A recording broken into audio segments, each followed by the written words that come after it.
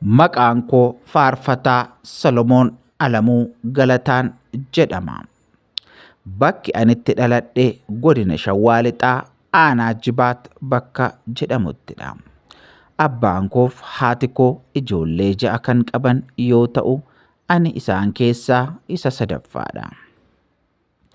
Akaakayyuu kootu jechuun Galataatu nama wangeelaaf aarsaa kaffalaa turedha.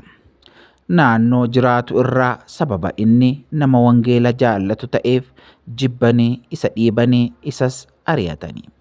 Isa booda ijoollee isaa hundumaa fudhatee bakka Jibaat jedhamtu kanatti gale. Ijoollee isaanii warra dhiiraa keessaa abbaan koo isa gara booddeeti.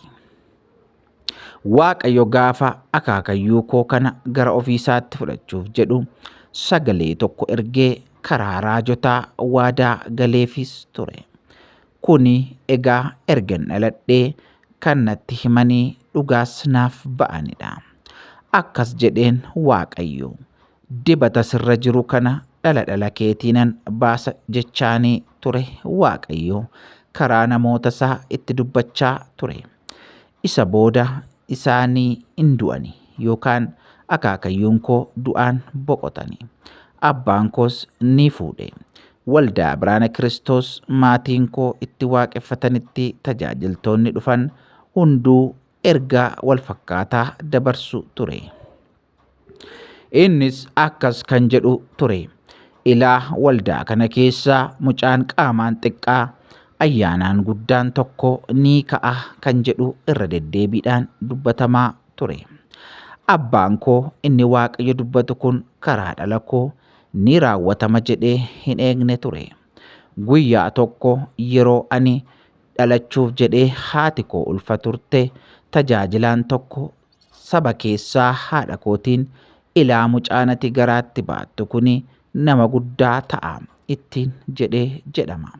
Haa ta'u malee nama guddaa ta'a gaafa jedhamu isaan karaa biraatti eegaa turani. Mucaan kakuus ni dhalate. Egaan seenaan nuti amma isiniif dubbachaa turre seenaa faarfataa jaallatamaa Faarfataa Salomoon Alamuuti. Egaa sana booddee maaltu ta'e? Obboleessi kun erga dhalatee maaltu uumame isa jedhu toora lammaffaa yookaan immoo marsaa lammaffaatti qabannee isiniif dhufna. Hangasitti miidiyaa keenyaaf haaraa kan taatan Gonfoo miidiyaa subscribe, like, share gochuu hin dagatina.